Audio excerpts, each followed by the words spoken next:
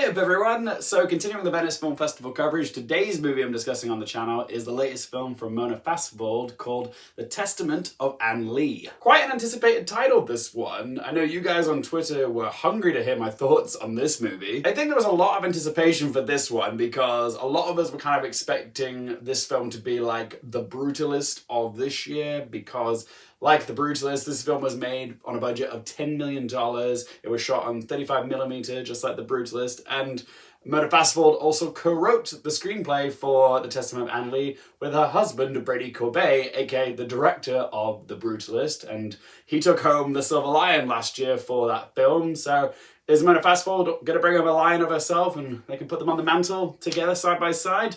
We'll know in a few days. I will say, as someone who was here in Venice last year and was one of the first few people to watch The Brutalist, I will say the general consensus for The Testament of An Lee isn't as overwhelmingly positive as The Brutalist was. Like, most people seem to either love or really like The Brutalist, but with An Lee, the reactions were a bit more mixed. I genuinely think this might be the most polarizing film at Venice this year. Just look at the letterbox curve, okay? That is chaos, but I don't know if it can be fully trusted because I heard from one of my housemates that a lot of people were making fake letterboxd accounts just so they could review bomb this film, which is just really sad. Those people really need to get out more. But yeah, when I left the cinema, the reactions really did range from people saying this is the best of the fest, and some people saying it was utter dog shite. It got me thinking, could this film be this year's Emilia Perez?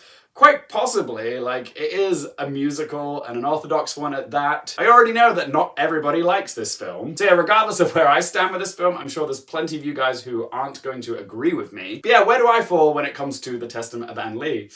Drumroll please. I really enjoyed this movie. Yep, I am somebody who liked this film. I have some issues with it, sure, but honestly, this is one of the most hypnotic films that I have watched all year. From the moment this film started to the end credits, I was fully absorbed in The Testament of An Lee. Okay, this film is bold, it's beautifully made in every department, and for better or for worse, this is a film that starts a conversation, okay? Whether you like it or you dislike it, people are going to talk about it. And I get why some people won't like this film, but I also think it will have its passionate supporters, and I do think this is going to be a big awards player come award season, but more on that later. Plot-wise, this film tells the story of An Lee, who's played in this film by Amanda Seyfried. She was a real person, she was born in Manchester, she was a woman of God, and she joined this religious group that were known as the Shakers. After she tragically lost 4 children all before reaching the age of 1, and started having these visions which she interpreted as messages from God. She eventually becomes the leader of the Shakers, and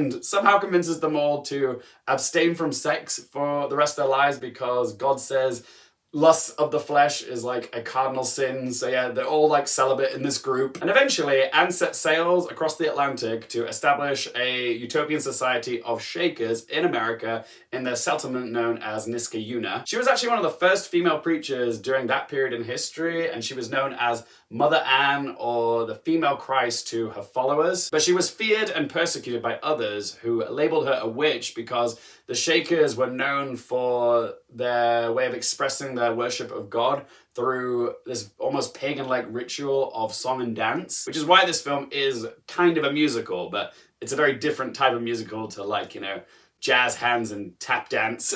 Throughout this film, we're treated to a series of musical set pieces where the Quakers would come together communally and express their spirituality through this song and dance, okay? There's a lot of wailing and howling and a lot of, you know, arms flailing in the air.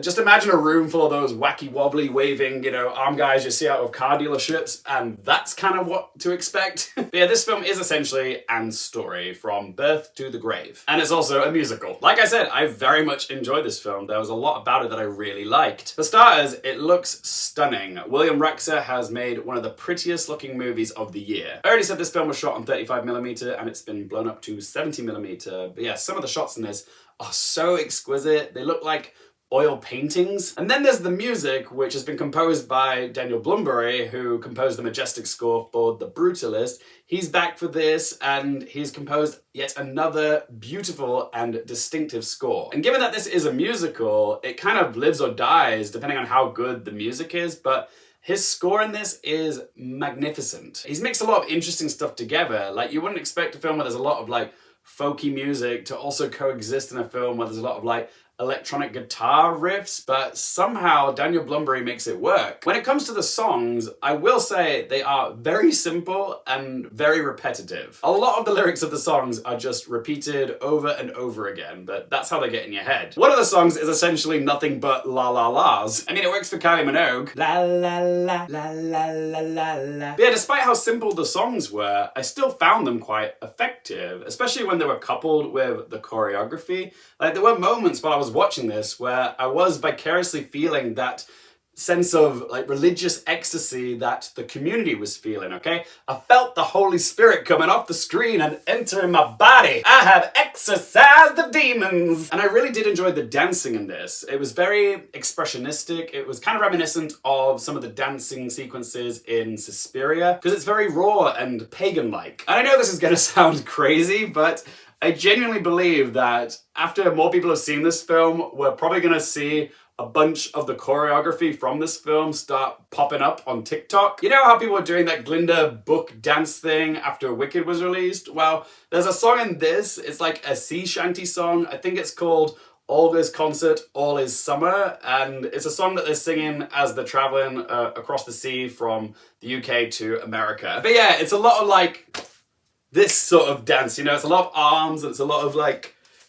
head snaps, stuff like that. You know, it's choreo that anybody can do, so I'm just calling it now. Like, I bet in like 6 months' time when this movie's released, you're gonna see a lot of people replicating it on TikTok. During those musical set pieces, I was very swept up in it, and I think the reason for that was because of Mona Fastvold's direction, particularly in like the communal dance sequences. Those scenes are shot really close up, like sometimes weaving in and out of the dances. Like, you feel very immersed in it. But every now and then Fastvold will switch to like a bird's eye viewpoint shot, like looking down at all the dancers as they're moving in circles or all like moving in unison. And it just kind of gives you that feeling that your soul has left your body, like you're floating around in the ether. I've only known Fastvold as an actress and in Brady Corbet's projects, but this is my first time watching her direct something, and her direction really did impress me. I will say though, there is one song in this film, I think it's called I Am Searching, I Am Led, which is sung mostly by David Cale's character, and it is genuinely ridiculous. I was laughing so much in this scene. I would go as far as labeling it as camp. I don't want to spoil it for you guys, you'll know when it happens, but I will give you one clue to watch out for.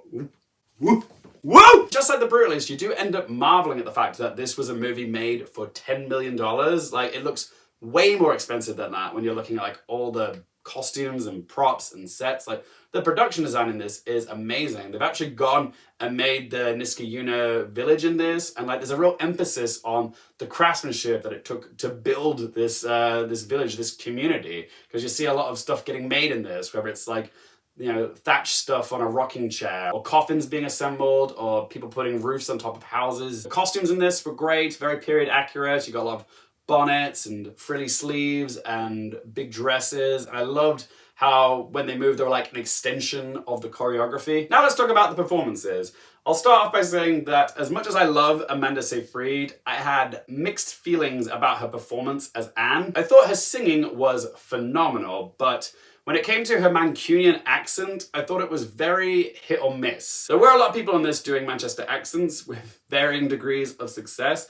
But yeah, with Amanda Seyfried, she was the one who I was most aware of was, you know, doing an accent. I still think her performance is good overall. Like, she even brought me to tears towards the end of this film. But I'd be lying if I said that I didn't find her accent distracting in places. I also would have liked to have seen a bit more growth with her character during the second half of this film, because during the first half of this film, she does experience a lot of change. She does grow and evolve. But after a certain point, when she becomes this leader of the Shakers, she kind of stays the same, and there's not really many places for her to go. So yeah, for the second half of this film, her character becomes a bit one note. And the thing is, I thought there was going to be more conflict later in the film, because it's revealed that her brother William, who's played in this film by Lewis Pullman, is gay. And I thought, oh, okay, this is going to be interesting when Anne learns that her brother is a homosexual. How is she going to react to this? Is she going to exile him from the community? But after we find out he's gay, it just never gets brought up again. And that was something that kind of bothered me. It just felt like, okay, it's there, but they don't really do anything with it. With the other performances in this, I will say it does very much feel like the Amanda Seyfried show, this film. So All the other supporting players just kind of feel like chorus members. It doesn't really feel like any of them really get to shine in this. But there is still good work in here from Lewis Pullman, who plays the brother William, Matthew Beard as James, Thomasin McKenzie as the narrator Mary. David Cale was also very good in this, but I guess the meatiest supporting role was probably Christopher Abbott, who played Anne's husband Abraham, who has got a serious case of blue balls after he's had to not have sex with his wife for 6 years. So yeah, when it comes to the acting, everybody in this is good, but Amanda Seyfried is the obvious standout. Shall we talk about its Oscars chances? Even though I think this film will have its haters, I still think it will be a player during award season. Sadly, there is no trailer for this film yet, so I can't really punctuate my arguments here with any footage. All we have to go off right now is just like these 3 stills that they've released. So yeah, you're just gonna have to trust me when I say that there is absolutely no denying the level of craftsmanship that is on display in this film in every single department. I'm expecting this film to show up in a lot of categories. The most obvious ones would be score and also song. Like, we might even get 2 song nominations from this film like we did Emilia Perez.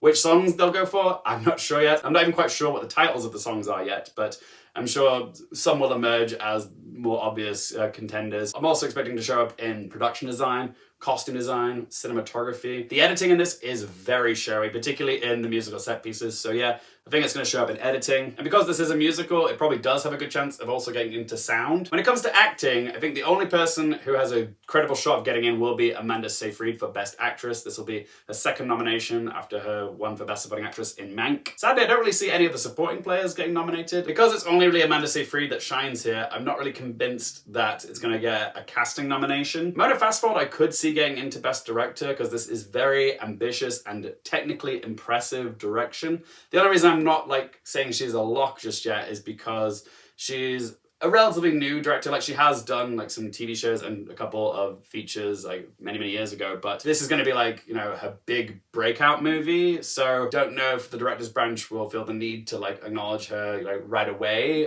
because she probably will get into Best Original Screenplay with her husband Brady Corbet. But even when Brady Corbet got his director nom, he had a few other features in the bag at that point, like he'd had Vox Lux. But yeah, if she does show up in Best Director, I think it would be deserved. And as for Best Picture, yes, I can see this being part of our Best Picture lineup, because this very much feels like a film that the Academy will appreciate. Like, it's got a little bit of the brutalist in it. It feels a little bit women talking and a little bit Emilia Perez, okay? It may be challenging, it may be polarizing to some, but I can see the Academy really liking this film. Also, it'd just be very strange if it got like loads of tech and craft and above the line nominations, but they didn't give it Best Picture. So yeah, if this film is received the way that I think it's going to be received, then it could end up being one of the most nominated films of the 2026 Oscars. But we're doing it here from you guys. What do you think of The Testament of Anne Lee's Oscars chances? How many do you think it's going to get? And in what categories? We have to say, let your voice be heard in the comment section down below. All right then, time has come to ask them 3 questions. Firstly, would I watch this again? Absolutely. This was honestly one of the most enchanting experiences I've had watching a film in a cinema this year. Not quite as enchanting or as special as me watching Sinners for the first time, but I definitely put it up there. So yeah, I can definitely see myself revisiting this film in the next 6 months, and more times after that. I will definitely be adding it to my collection. Question 2, do I recommend it for you guys? I know this film isn't going to be for everybody because it's a musical about religion and it's very anti-sex. I know that's not going to be everybody's cup of tea, but if you want to watch a film which is taking some artistic risks and has amazing production values and just is doing something different to the usual cookie cutter stuff, then yeah, I definitely recommend watching this one. And if you're a fan of award season, then yes, definitely seek this one out. And question number 3, what score do I give it out of 10? I can honestly say that watching The Testament of Anne Lee for the first time was one of the most unique experiences I've had watching a film in quite some time. And as an unorthodox musical, it succeeded where Emilia Perez failed for me, in that it actually managed to move me, okay? The music in this really got to me, okay? I felt it, I was in it, and I was so absorbed in this film, and I love it when a film transports me like that. Okay, that is rare. So for that, I've got to give The Testament of Anne Lee a score of 8.5 out of 10. But as always, guys, it is just one bloke's opinion. I want to hear your thoughts on The Testament of Anne Lee. Are you excited for this film? Have you seen it? If you have, what do you make of it? Is it going to get some Oscar nominations? If so, which categories? Whatever you just say, please let your voice be heard in the comment section down below. If you've enjoyed this video, help me out with a little thumbs up button for me. It's good for the algorithm. If you want more movie, TV, and Oscars-related content, don't forget to click that subscribe button. And as always, thank you guys so much for watching. For more things related to movies, TV, the Oscars, and popcorn culture, I'm Luke Carefield, and I'll see you next time.